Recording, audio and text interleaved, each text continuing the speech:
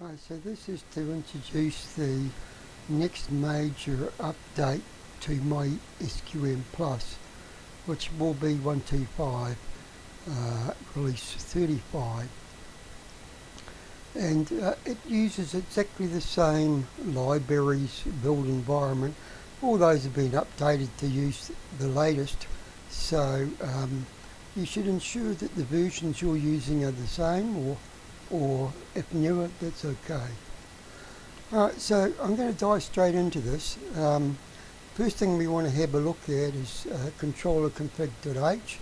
Remember that one of the goals of this next release is to try and configure things in such a way that you don't have to keep reprogramming it all the time, and to remove things that didn't really work and to put things in that people have asked for.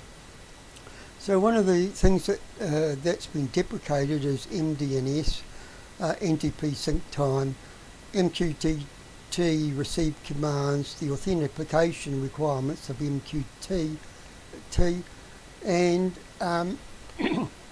we've introduced a new folder structure, new config files to handle all of this migration. And another of the stated goals was to reduce the number of hash defines all over the place. So we'll talk now about controller config, and I'll show you the old versus the new. Right, so here we are. This is the new one on the left and the old one on the right, and they're the controller config files. So if I just do a quick comparison, real-time clocks, GPS, I'll just get down to the bottom and go straight to controller mode. So here we are with controller mode of 127 version. We've got three basic things here. And if we go and have a look at controller mode, in the new release, this is the new release, we've got controller mode, we've got read Wi-Fi config, we've got web server, but we also have a management server, a TCP/IP server, and the trusty old web server. And what I've done is moved all the code from the web server having to do with management into the new management server, and all the old comms stuff that talk to your Linux and Windows apps has gone into a thing called TCP/IP server. And the other major change for all of this is the vast majority of these sensors and services are now class-based. That raises its own potential issues, but we'll talk about those as we come to them. But you notice here, there was, in the 127 version, there were settings associated with each of the choices that we made. See, and they're not here in the new release. And I'll go scroll down a wee bit further, and notice this, we also had settings associated with MQTT, and you notice, hey, they're all gone. You notice that these two, which is the authentication and receiving of MQTT commands, they no longer sit here, and you're asking, well, how, I was using that, but how do I enable it now? Well, it's different now because it's all been moved into the controller configurations that's stored in the SPIFs area, so you don't have to keep reprogramming your controller all the time. You can turn it off and on at will and change things at will. And we also note that we had some things, all these definitions of settings associated with a service. So controller config now just has the service. There are no longer any of these settings for the service in controller config. So yeah, where did I move them? Well, that's a valid question. So I'm just trying to remember where I am. Alright, so you can see here, these are CPP class header file. This controller data used to be called my setup data, so I've renamed it. New management server, we got classes for sensors and so on. And sitting down, the data directory is where all those web files were, web pages and stuff, and we've got a new defines folder.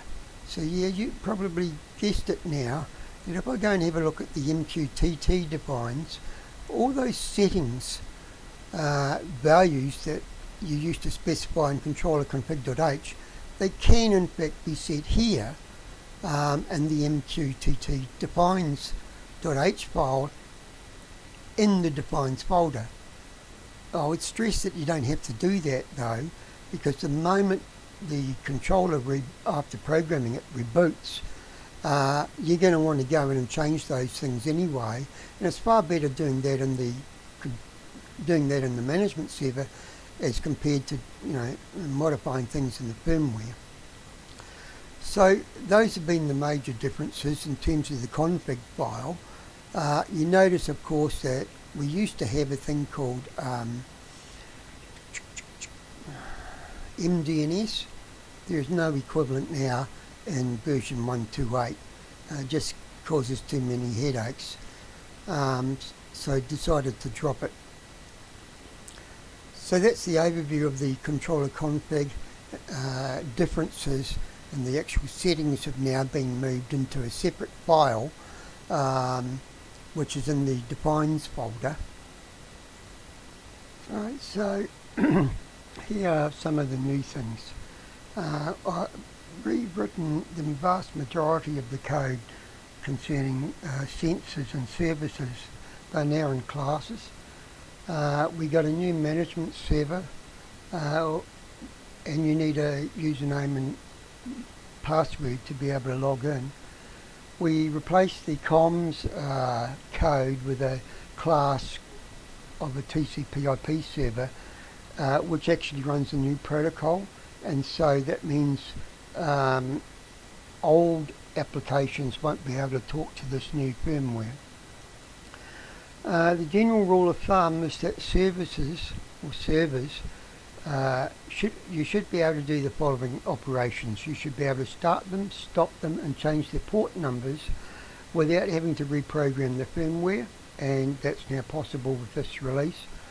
There are some changes and some real challenges that occur when you move to classes, and I'll talk about those when I get to helper functions. The GPS now handles both DD decimal degrees and DMS formats. I've moved the authentication and subscribe enablement for MQTT into the actual controller settings, and so they can be changed and stopped and started, etc. at will. We've got a static GPS class now that handles things in much the same way that the actual GPS class does. So that means operations on either work fine.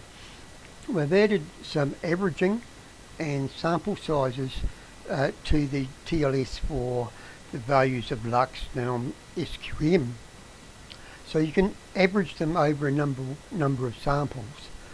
I've added some runtime error codes, and there's also now a watchdog timer. These are explained in detail in the PDF. Alright, so just quickly going through some of these changes. My setup data is now called controller data, and we've added support for all the new features that have been added, like the management server, the TLS sensor, the GPS, MQTT. All of those support for all of that's been added, and the RTC to NTP sync interval time is gone, and when we get to NTP I'll talk about why. For the TLS code, there's been some quite significant changes, apart from the fact that we've added averaging and sample sizes, which have the ripple effect of going through. You've got to be able to change it using the management interface.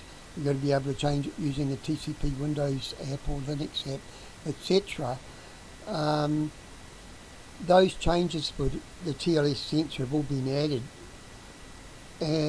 But one of the main things that was found when converting it to a class is that some of the code actually didn't work all of the time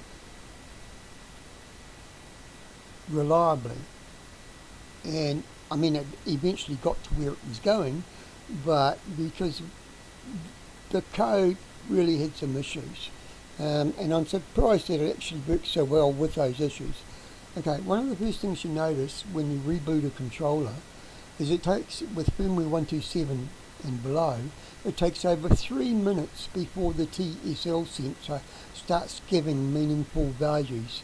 And that's because it's continually altering the gain and integration time to get to where it needs to be for the settings to make any sense. So that's gone down from just over 3 minutes to well under a minute, just in that alone. And there was another fix associated with all of that is sometimes it thought it was setting the gain and integration time correctly when in fact it wasn't. So those bug fixes, just those two of them, are worth the upgrade for a start. The display, not much has changed, though I did change the order of the display screens. And on the management server, you now have the same tick boxes as you have on the Windows or Linux app to select what pages you want displayed or hidden. And again, one of the whole purposes of doing all of this was also to remove a significant amount of if statements. There are minor changes to the rainfall, rain bucket, weather underground, and GPS. There's some pretty major changes here, and I'm pretty confident that the code works extremely well. Okay, so we started in 127 the way of polling the GPS. Normally a GPS sensor fires out messages once a second, and we changed that completely by having the application actually request the GPS sensor for data, process it, and then the GPS sensor basically goes back to sleep again. And that's a far better way of doing it because you can actually control the delays a lot better. Whereas if you're sitting there waiting for the GPS, you do nothing but wait for the GPS.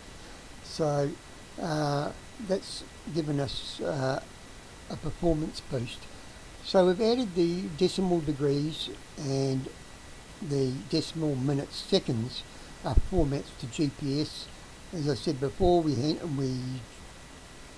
mirrored the GPS class into a static GPS class, and we've included new code which handles, and I stress new code, not same as before, new code which does all the passing of the GPS messages and handles all the truncation and the generation of the entire formats when it's passed, which means it doesn't have to do that later on when someone wants a truncated format of GPS. We already have that information available. The overhead of doing that is absolutely minimal. Right, and it's all controlled via the task timer.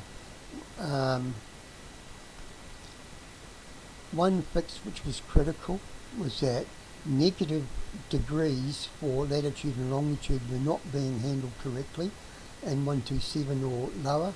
They now are. And we fixed a few things where there may have been some invalid responses, or the ability of the firmware to handle invalid responses from the GPS wasn't great. Now that's essentially bulletproof. Right, so we'll talk about the management server. So all the admin functions from the web server, including OTA support, was all migrated to a new management server, which has authentication associated with them all.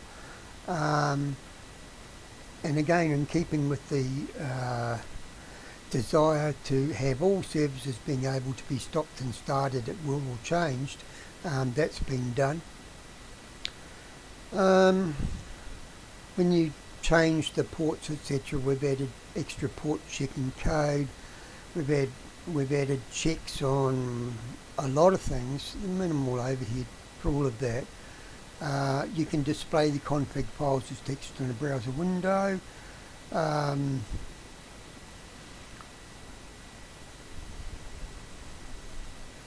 and quite a number of other fixes that went into that.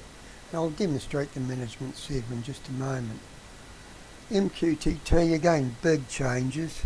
We've added keep alive, replaced all the start, stop and publish and subscribe, etc. and topics and you name it, all into the management server.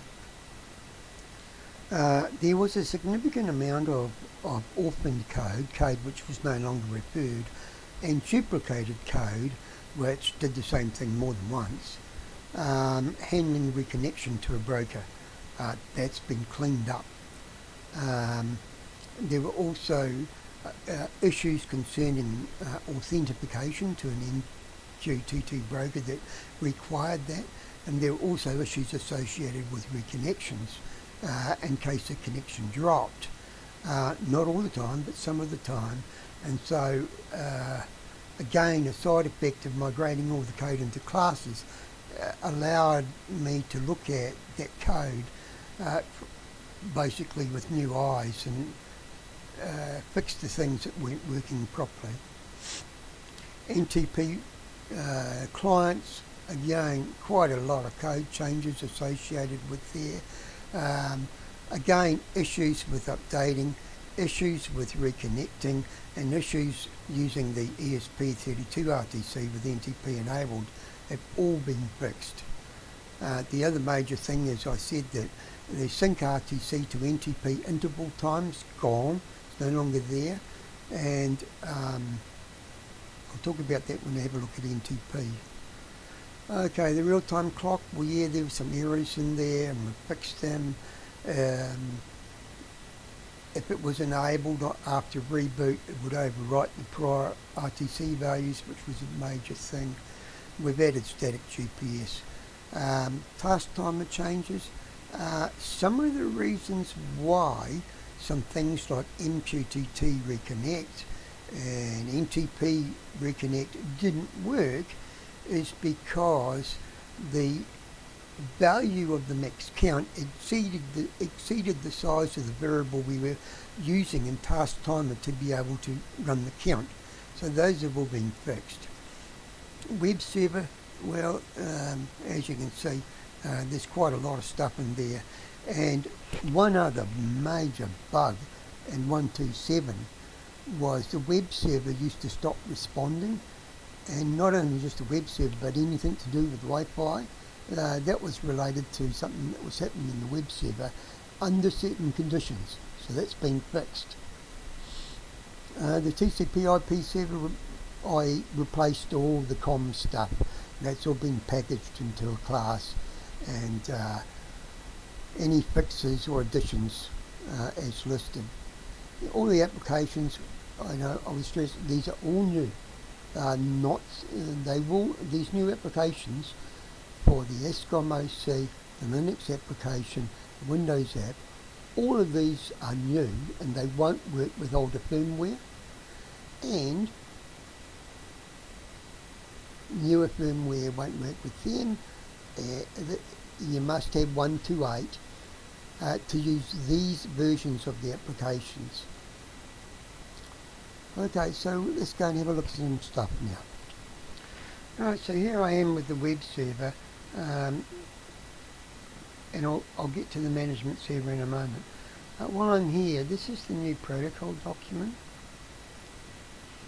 Version 031 protocol applicable to firmware 128 plus. And the major changes is we now have 3-digit code minimum to request something or get something. And if you wanted to send the code 0, of course you have to send it as padded strings of 3 characters, so it would be 000. And that would get the system uptime.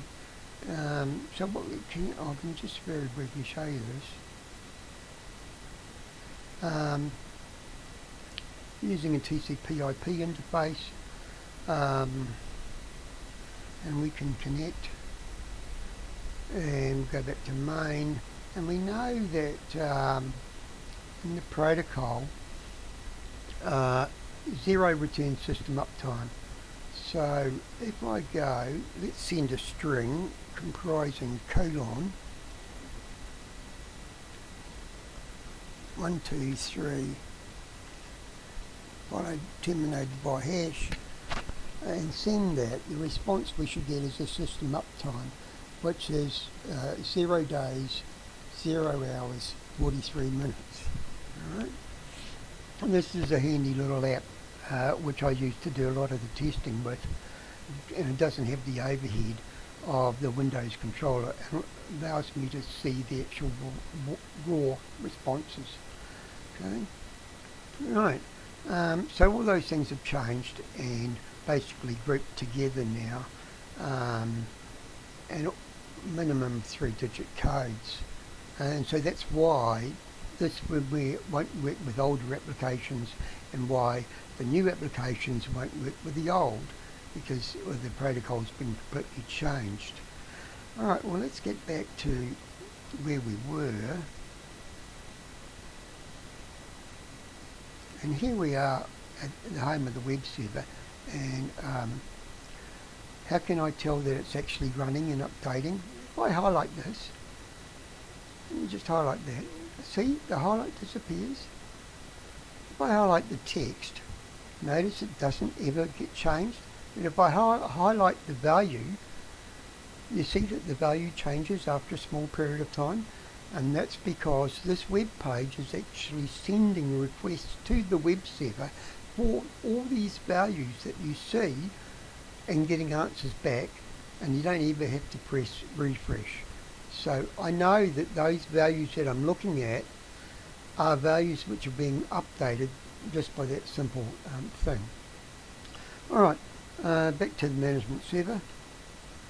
Colon port 6060 is the new one, and the first thing it does is ask you for a username password, and we'll just plug that in. Page 1, basic goal, services should be able to be stopped. So let me stop that, and let me go back to here, and let me connect again. And notice I can't connect because there's no response. It failed to connect. So let me restart it, and let me go back here, and let's try reconnect again. Notice I'm connected again. If I send the same command, I get back. It's now been running for 45 minutes. So you can see that starting and stopping that works fine. Same for the web server. GPS, there's been a significant amount of stuff gone behind the scenes for this. So you've got, I've currently disabled it, but the GPS format is currently being shown in degrees, decimal degree format, which this is correct. Or you can change it to DMS, and so that changes what you see here in terms of my latitude, my longitude.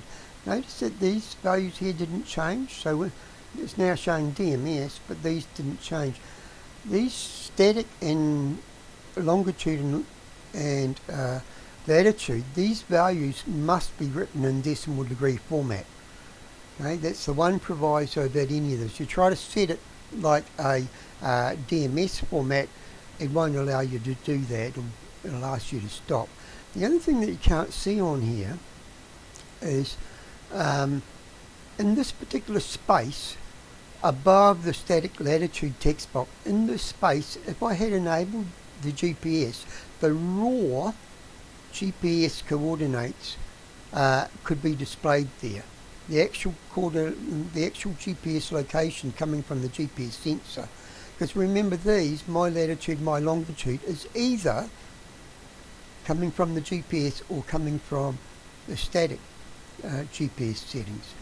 And of course, if you don't have a fix, then you won't have a valid setting for the GPS and the raw GPS data. Alright, yeah, so that's GPS. Truncate works. Let's truncate it. You see it's truncated. Let's stop the truncation. See, it's all back again. So that's GPS options, nothing new there. Display. Here's the display, and I stated that the page display options are now using, this is page 1, page 2, page 3, page 4, and so on. and then you just tick the pages you want. Unchecked means you don't want it displayed, and you click this set display page option, and there we go. Cloud stuff hasn't changed. NTP, so we're connected. We've got an interval time of 30 minutes. So every 30 minutes, the way that NTP is set up, it sets up like a snapshot counter when it first starts, which it gets from an NTP server. And then it updates that internal counter to represent NTP date time. One of the issues you've got is if you don't then go back and refresh it, that internal counter, because it's running in software, sometimes gets out of, well, will eventually get out of sync, and you'll start losing or gaining minutes. So what you normally do is you set the NTP update interval to something where it goes out and re-gets the new counter every now and again, updating the software counter, keeping them relatively close together. Right?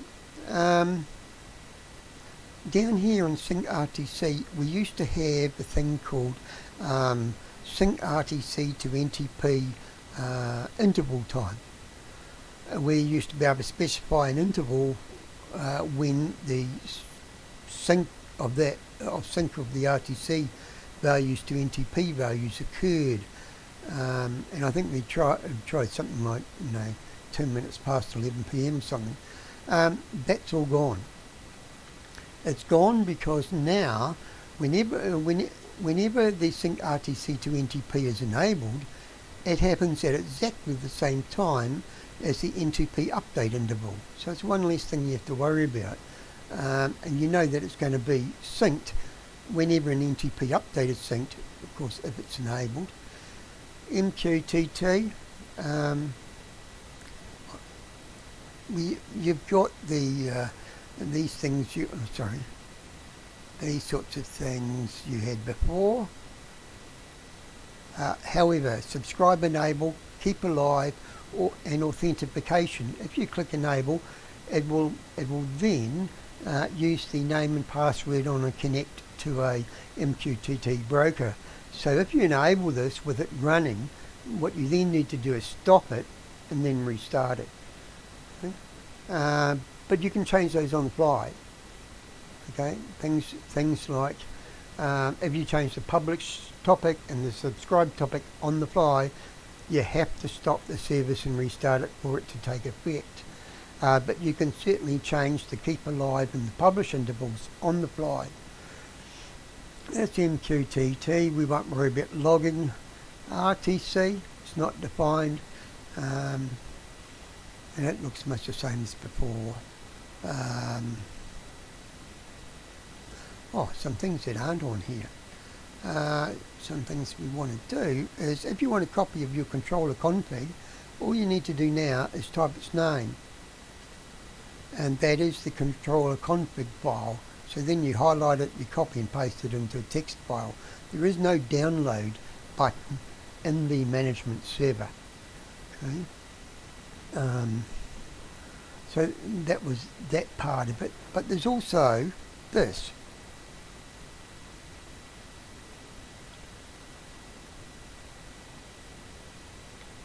The TSL 2591, because you see it's not on the menu buttons down here. And so here we have the correction factor. The averaging has been disabled. I've got a sample size of 10. It takes about sort of around about 3 odd seconds or so to get a new value from the TSL sensor. It does it on a polling basis.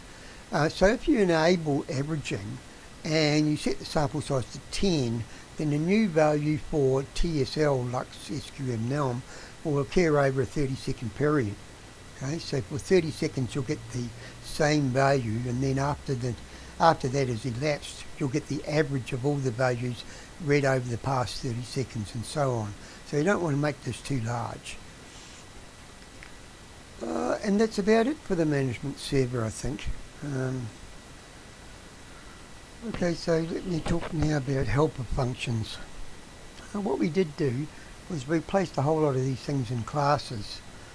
Controller data. You've seen the class before, like my setup data was a class. We've got a display class. We've got a management server class. We've got a GPS class. We've got a whole heap of them. And one of the problems that you've got when you create a class is that a lot of these classes, unless you actually enable the sensor or service associated with that, for example the BME 280 sensor, if that's not enabled, you don't have access to the BME 280 sensor class. So if you wanted to get some values or whatever, even though you don't have one attached, some values should still be there, you'd be in trouble. So what we do to account for the fact that it's extremely likely that you will enter a situation whereby you want something from a class, the class is not enabled, and you have no way of getting it. How do we handle those types of things?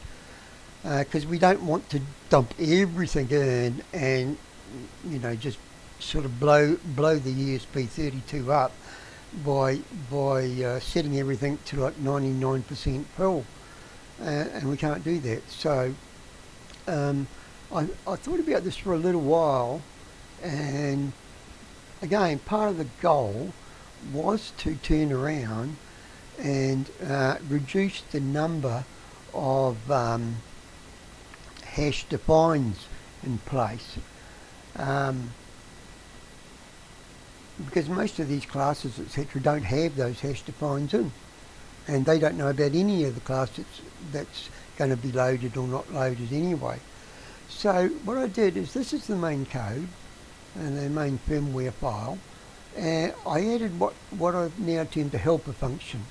So this is the helper function. So if any class which is running, such as the management server, the TCP/IP server, if it wants to access NTP and start NTP, it calls this function. And this function then has all the protection associated with it inside. Classes can call this at will. If they get a response of false, it means it didn't start, and if it got a response of true, it means it started. And that's all the calling class needs to be able to decide what to do. So in this particular case, what we've got is we've got another class calling this helper function, which is basically global to all classes. All classes can find this. Alright, so what does it do? Well, it sets up the preconditions, of course, for NTP and initializes everything. And then this is where the hash defines occur. It's not in the other classes or anything else. This is where it occurs here.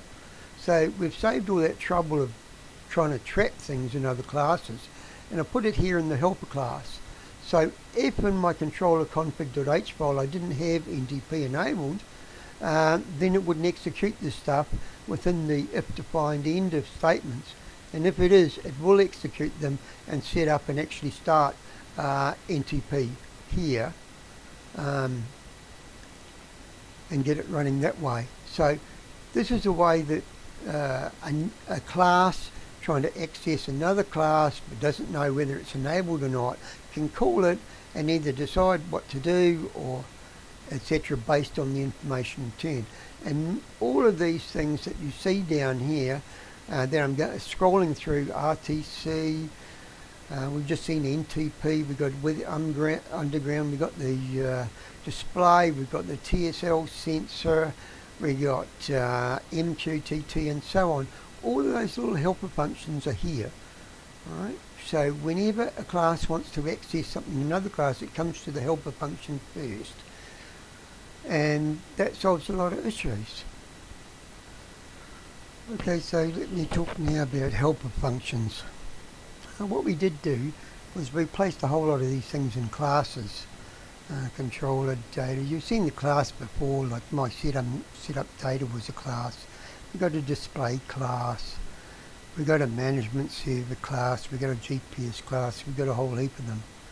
And one of the problems that you've got when you create a class is that a lot of these classes, unless you actually enable the sensor or service associated with that, for example the BME 280 sensor. If that's not enabled, you don't have access to the BME 280 sensor class. So if you wanted to get some values or whatever, even though you don't have one attached, some values should still be there, you'd be in trouble. So what we do to account for the fact that it's extremely likely that you will enter a situation whereby you want something from the class is not enabled and you have no way of getting it. How do we handle those types of things? Because we don't want to dump everything in and just sort of blow the ESP32 up by setting everything to like 99% full, and we can't do that. So I thought about this for a little while, and again, part of the goal was to turn around and reduce the number of hash defines in place, because most of these classes, etc., don't have those hash defines in, and they don't know about any of the class that's going to be loaded or not loaded anyway. So what I did is, this is the main code and the main firmware file, and I added what I've now termed the helper function. So this is the helper function. So if any class which is running, such as the management server, the TCP/IP server, if it wants to access NTP and start NTP, it calls this function. And this function then has all the protection associated with it inside. Classes can call this at will. If they get a response of false, it means it didn't start, and if it got a response of true, it means it started. And that's all the calling class needs to be able to decide what to do. So in this particular case, what we've got is we've got another class calling this helper function, which is basically global to all classes. All classes can find this. Alright, so what does it do? Well, it sets up the preconditions, of course, for NTP and initializes everything. And then this is where the hash defines occur. It's not in the other classes or anything else. This is where it occurs here. So we've saved all that trouble of trying to trap things in other classes, and I put it here in the helper class. So if in my controller config.h file I didn't have NTP enabled, then it wouldn't execute this stuff within the if defined end of statements, and if it is, it will execute them and set up and actually start NTP here, and get it running that way. So this is a way that a class trying to access another class but doesn't know whether it's enabled or not can call it and either decide what to do or etc. based on the information returned. And all of these things that you see down here that I'm scrolling through, RTC, we've just seen NTP, we've got with underground, we've got the display, we've got the TSL sensor, we got MQTT and so on. All of those little helper functions are here. Alright, so whenever a class wants to access something in another class, it comes to the helper function first. Right, I'm running Nina at the moment, and if I go down to weather, and I've selected here the ESCOM mySQM plus OC driver, and that's the settings, and I've set it to port 2021, the TCP/IP server, on the address of the actual controller itself. And if I connect to that like that, and then I ask Nina to connect, okay, so I've got success, I've got the temperature and the dew point and all that. So if I swap over to 9.2 in here, and if I go back to Nina, because it's rounded it up to 9.27, but you see I've got all the values. Wind I'm not measuring at all in this, because I don't have any wind connected up to the controller, so it's returning 0 values, but it's got values for virtually everything else.